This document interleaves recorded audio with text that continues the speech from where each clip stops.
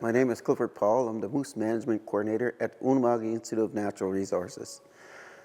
What I do each day, well, I work from home, and I keep an eye on moose populations, and I keep an eye on ecosystems, and I also keep an eye on other things where I work, especially as they relate to natural resources in Cape Breton, or better known to us as Unama'ki. How do you define sustainability? Sustainability is very interesting. For us, it centers around a spiritual connection. It's not just a government word, it's not a colonial word, and it's not a Mi'kmaq word. Sustainability to us is the practice of Netuklimk. And Netuklimk is my relationship with the natural world. It doesn't govern my behavior when I'm in the natural world. It influences my behavior in the natural world. Netuklimk is the use of the natural bounty provided by the Creator for the self-support and well-being of the individual, the family, the community, and the nation. Netuklimk means that I can go out there and harvest and be part of nature in such a way that I do not harm the integrity, diversity, and productivity of that environment. And there is also economic overtones attached to that. And so me, when I'm in the natural world, gathering medicines, fishing, hunting, picking berries, acquiring knowledge, I am ever cognizant of my spiritual connection to these things. So sustainability for the Mi'kmaq is more important as an understanding of Netuklimk. So me, my sense of place as a Mi'kmaq child growing up, I learn off the land, I learn from my uncles, aunts, grandfathers, I see things. I learn from that, I build a repertoire of traditional knowledge. I offer a prayer, and at the end of every prayer I say, Msit No'kmaq, all my relations. And that means all my relations doesn't necessarily mean my kinfolk, my family, my future family, those that I haven't seen yet, and my ancestors. It includes them. But Msit No'kmaq means I am spiritually attached, spiritually connected. I sprouted from this land just as the trees, the grass, the birds, the mammals, the fish, and the insects. They all sprouted from this land and grew from the land.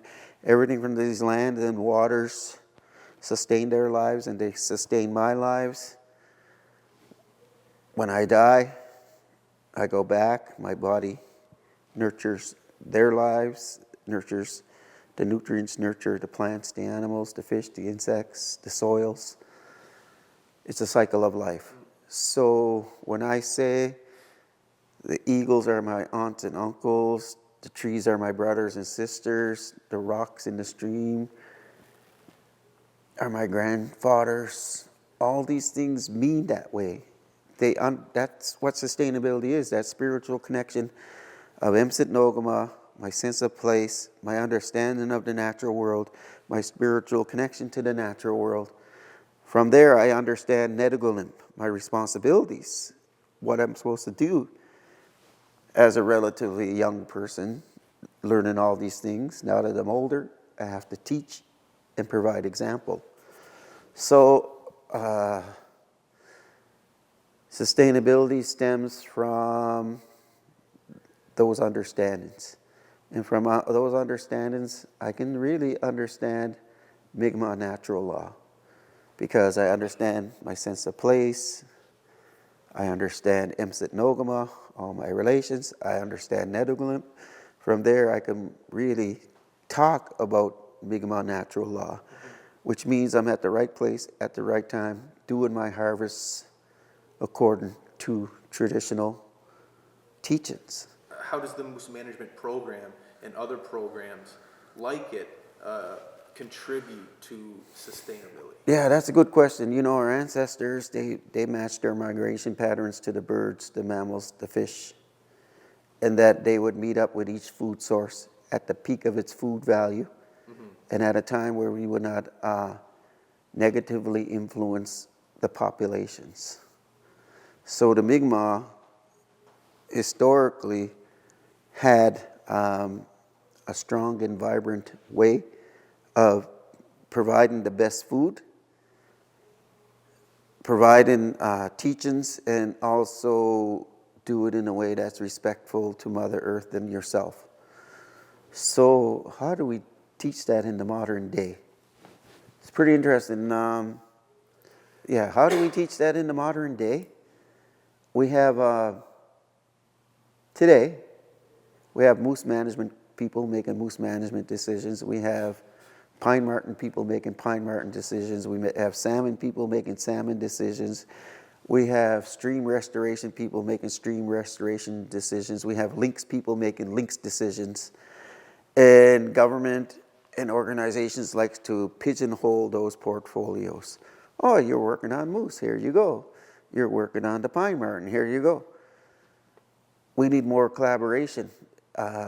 We need managers to work with other managers to reflect what's going on in an ecosystem, because in an ecosystem, the pine marten, the bear, the salmon, the insects, the birds, the moose, all these members of an ecosystem, they communicate and they have in a way and agreements of how they're going to help each other survive.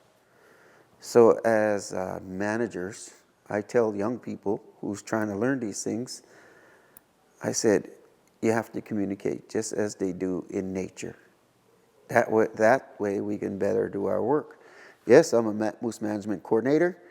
If I just make moose decisions, I'm not doing my job. I have to make sure that the communication, the direction, and the decisions coming out of this portfolio supports not only moose, but moose ecosystems, and that animals and plants and birds, fish and insects that are made to thrive in a boreal forest where moose exist, they too have to exist, because balance is everything. So man, today, in today's world, man can easily throw off that balance. Forestry practices, farming, loss of habitat, climate change, poaching, trapping, a lot of things that, if it's not managed correctly, throws everything in nature off balance. So that's the challenge in my position, is to see what helps maintain the balance. Hunting is a great tool for moose management. We're seeing lower numbers of moose in the last population surveys, and we're seeing lower numbers in areas where we don't hunt. So it's easy to point a finger at hunting, but there's other factors we have to look at. So as a manager, those are the conversations I'm having. Of all the things that are happening in Nova Scotia, industry, government, this hunting territory is seen by our people, as something that keeps alive what we have done as our ancestors have done. Traditional hunting grounds, traditional places for ceremony. I've been told this is the last stronghold. And if anything were to happen to this beautiful ecosystem, if anything were to put negative pressure on its balance, we will be greatly affected.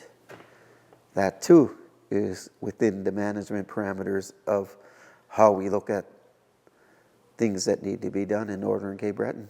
We are on that beach thinking everything we do, the decisions we make, our activities, are we going to positively impact the next 7 generations?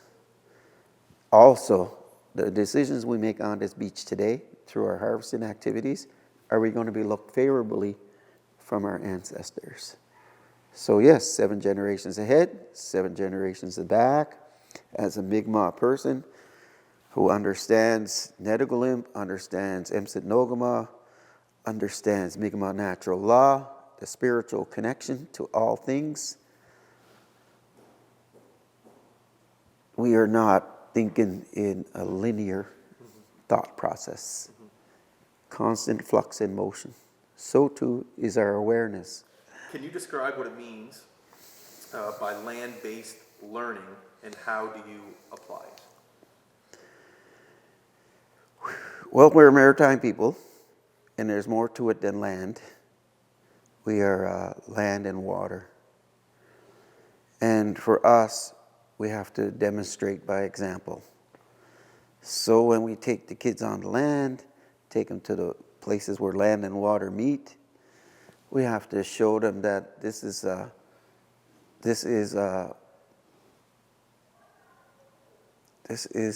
realm of our ancestors, and that our ancestors have allowed us to be able to do these things. Land-based teachings for us, traditional knowledge is shared. The language is shared as you do the activity. And you can reference it in the classroom, but really, the actual transfer of that knowledge, the magic occurs in the activity on the land or on the water or where they both meet. What are the Glooscap caves, and how can they be marketed into mainstream tourism around here? Well, we don't market them. No? I do a lot of tours. Me and a local elder here, and Jeff too here. We do a lot of tours. We bring medicine people. We tell stories. So do you want to market this to the general public, or do you want to keep it sacred with your people? Well, we want to keep it sacred, but there's no stopping people to go in there. We just want them to understand that this is a sacred place. It's protected under the indigenous protective and conserved areas. It's an IPCA. How important these places are? Yeah, like, do you think it could be used to educate people on? Oh, definitely so. Definitely so. I think Nova Scotians and Canadians deserve to see these places through the lens that the same way we see these places. When I go for a hike there, and I bring youth, and I bring elders, and I bring students, I don't tell them, hey, let's take out our Fitbit, and let's see if we can do this in 32 minutes. Let's beat our time. No. Every step we take, we're following the paths of our ancestors. Let every step we take be a sacred step, and let us learn all the lessons along the way. Let's tell the stories. And we want visitors to see these places, hear our stories, understand its sacredness, and treat it with respect. Is there a plan set in place to protect these sites and conserve them for the times where we're not here? There is a plan in place, Okay. and there's more places that are going to fall under that. Are the caves one of them? Oh, definitely so. It's one of the first things our people said needs that protection. Yeah, in the absence of enforcement, because there's nobody there in that role to enforce the protection. So, like, there's, enforcement allows a certain behavior. Some people go there with spray cans and they spray paint the walls, the rocks. Some people go there with cases of beer to a place that's sacred. So I'm saying, in the absence of enforcement, education is our strongest tool. So myself, a couple elders from here, and people that take people out there, we show the sacredness of such a place as Glooscap Caves. And we teach that way. And you'd be surprised how many people, when they learn that, I seen them pick their own cigarette butts off the ground, blank them out, and bring them home with them. That tells me they are aware. So that awareness is important and is strong. And I think as a guide, there's dangers along the way. It's a wild trail. It's not a groomed trail, and it's something that we kind of enjoy that because it's a challenge. Not everybody can do it. So if you've done that and you made it and you did it in a respectful way, you earned something. You earned not only prove that you have the ability, you also know that you were taught a different way to approach such a place with respect and reverence, what it deserves because of its history and its strength. Ego igande ha ego gwandu dana hey hey ego igande hey